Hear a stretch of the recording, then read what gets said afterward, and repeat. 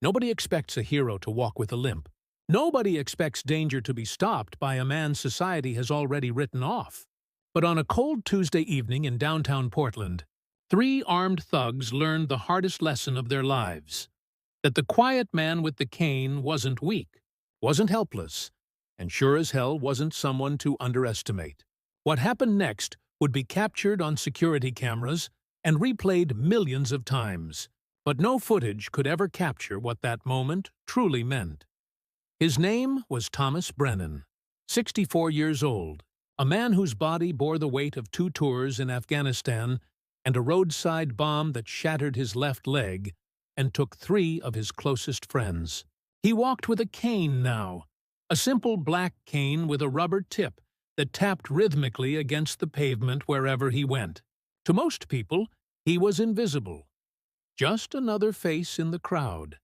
Another older man moving slowly through a world that had long since moved on without him. The teenagers at the bus stop would snicker when he passed. The barista at his regular coffee shop would speak louder, assuming age had stolen his hearing along with his stride. Even the checkout clerks would sigh impatiently when he fumbled for exact change, their eyes darting to the line behind him. Thomas never said a word. He'd learned long ago that some battles aren't worth fighting, that some people would never see past the surface.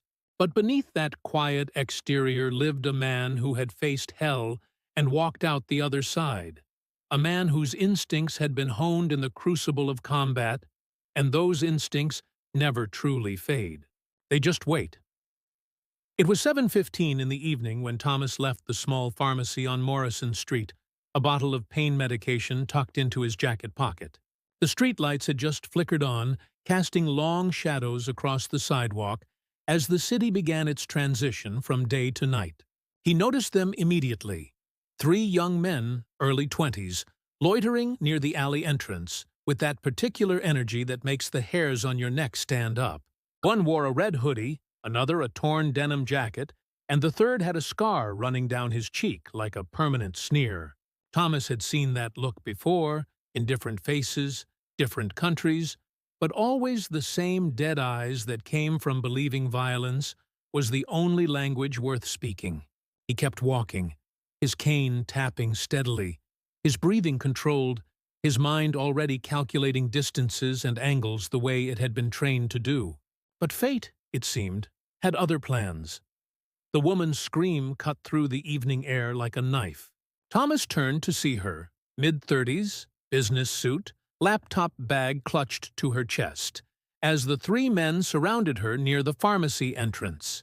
Red hoodie had a knife, the blade catching the streetlight in a wicked gleam. Denim jacket was laughing, that cruel laugh that comes easy when you've got numbers on your side. Scarface was reaching for her purse, his voice low and threatening. "Don't make this difficult, lady." Other pedestrians scattered, some pulling out phones, most just running, because that's what people do when violence erupts. They flee, they hide, they wait for someone else to be the hero. Thomas didn't run. He turned, planted his cane firmly on the ground, and started walking toward them. Not quickly, not dramatically, just walking. That same steady tap, tap, tap of his cane marking each step. What happened next would become the stuff of legend, but in that moment, Thomas wasn't thinking about heroics or glory. He was thinking about the friends he'd lost, the innocence he'd fought to protect, and the simple truth that some lines you just don't let evil cross. "Gentlemen," Thomas said quietly, his voice carrying that particular calm that only comes from a man who has nothing left to prove, "I think you should leave the lady alone." They turned, and for a split second, confusion flickered across their faces. Then Red Hoodie burst out laughing, a harsh, mocking sound. "Old man, you serious right now? Take your cane and get the hell out of here before you get hurt." Denim Jacket joined in, his voice dripping with contempt. "Look at Grandpa trying to play hero. What you gonna do, old-timer? Poke us to death?" Even Scarface grinned, shaking his head. "Man's got a death wish." The woman's eyes met Thomas's, and in them he saw fear, desperation, and a flicker of hope that maybe, just maybe, someone gave a damn. Thomas took another step forward, his weight settling into his back leg, his grip adjusting on the cane in a way these punks couldn't possibly understand. "Last chance," he said. "Walk away." Red Hoodie made the first move, lunging forward with the knife in a wide, sloppy arc. The kind of attack that looks scary to civilians, but screams amateur to anyone with real training.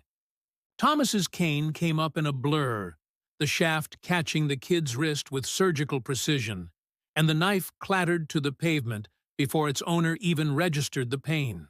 In the same fluid motion, Thomas pivoted, using his momentum to drive the cane's handle into Denim Jacket's solar plexus, dropping him to his knees, gasping for air like a fish on dry land. Scarface, to his credit, was faster, reaching into his waistband for what Thomas immediately recognized as a gun. But Thomas was already moving, his cane sweeping low in a devastating arc that took Scarface's legs out from under him. As the thug fell, Thomas caught the gun mid-draw, twisted it free with a move practiced 10,000 times in a different life, and in one smooth motion, ejected the magazine and cleared the chamber. 8 seconds? That's all it took. 8 seconds from start to finish. 3 armed attackers, disarmed and disabled by a man they'd dismissed as weak, as helpless, as nothing. The silence that followed was deafening. Red Hoodie was cradling his wrist, tears streaming down his face. Denim Jacket was still trying to remember how to breathe. Scarface was staring up at Thomas with something that might have been respect, if it wasn't so thoroughly mixed with fear. The woman stood frozen, her mouth open, unable to process what she'd just witnessed. Thomas calmly set the empty gun on the ground, planted his cane, and looked down at the 3 men who had so confidently believed they owned that moment. "You boys have no idea what real strength looks like," he said softly. "Real strength isn't about muscles or weapons. It's about standing up when everyone expects you to sit down. It's about protecting others when it's easier to walk away. You laugh at this cane, but this cane has held me up through things you couldn't survive in your nightmares. Remember that." Police sirens wailed in the distance, growing louder. The crowd that had scattered was now returning, phones out, recording, posting, sharing. Within hours, the security footage would go viral.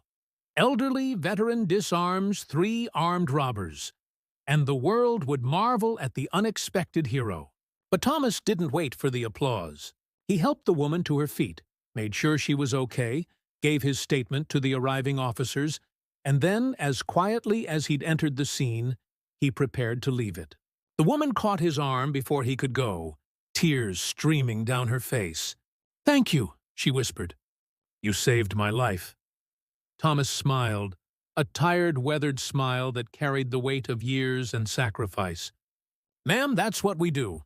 That's what we've always done. We just don't expect anyone to notice anymore." As he walked away, cane tapping steadily against the concrete, something had shifted. The teenagers at the next bus stop stepped aside respectfully. A passing driver honked and waved. A young mother smiled and nodded. For just a moment, the invisible man was seen. Not for his age, not for his limp, not for what he'd lost, but for who he'd always been.